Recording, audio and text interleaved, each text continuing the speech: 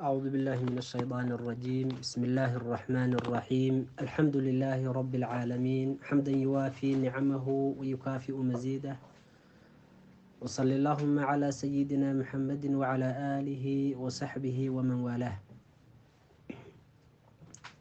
الصوم هذا محله ومبحثه، ودرسيني شن iyo tobnaad ee ka mid ah kitaabkeenii الرسالة الجامعة والتذكرة النافعة.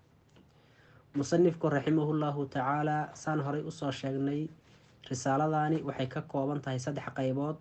qaybta koobaad oo ah caqiidadii iyo ilaahiyaadkii uu kasoo baxay, qaybtii labaad oo ah cibaadaadkii ama yaan kusoo jirnay ama fiqigii, salaadii iyo dahaaradii ayaan soo ogaanay oo aan soo sharaxnay. markuu salaada dhameeyey arkaanul islaamka, salaada waxaa ku xiga soomka ayaa ku xiga. marka soomkii iyo axkaamtiisii ayaan halkan ka gelaynaa insha allahu tacaala. wa ama sawmu sawmkii, wa huwa sawmku athaalithu waa midka saddexaad oo athaalithu waa midka saddexaynahayo oo min arkaani lislaami, islaamka tiirarkiisa ka mid ahe.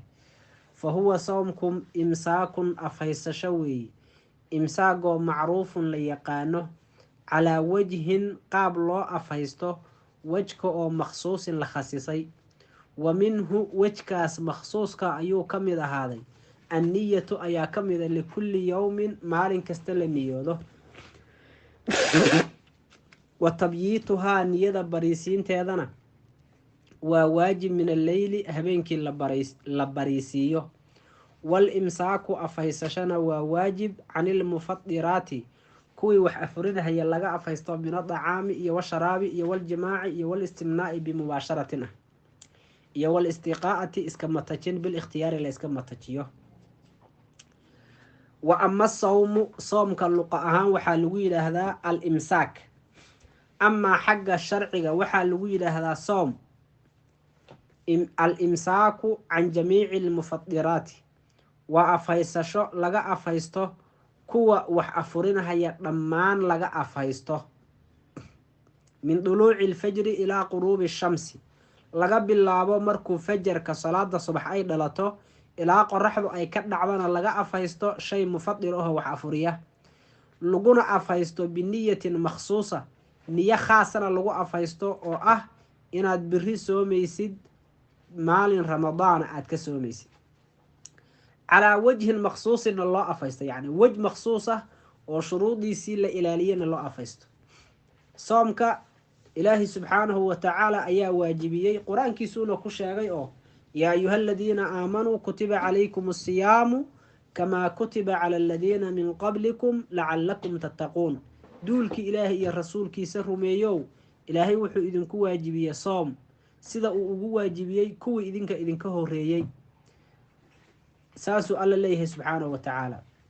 soomka waxaa la waajibiyey sanadkii labaad ee hijrada, bisha shacbaan, markii nebigu uu intuu maka kasoo hijrooday madiine uu yimid. sanadkii koobaad lama waajibinin, sanadkii labaad baa la waajibiyey, bisha shacbaan dhexdeedaa la waajibiyey. nabigeena calayhi salaatu wasalaam wuxuu soomay 9 ramadaan ayuu soomay.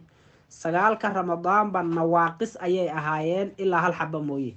nawaaqis waxaa looga jeedaa yacni ma dhammaystirmin, soddon ma ahayn macnaha, ee wuxuu soomay nebigu calayhi salaatu wasalaam 9 ramadaan.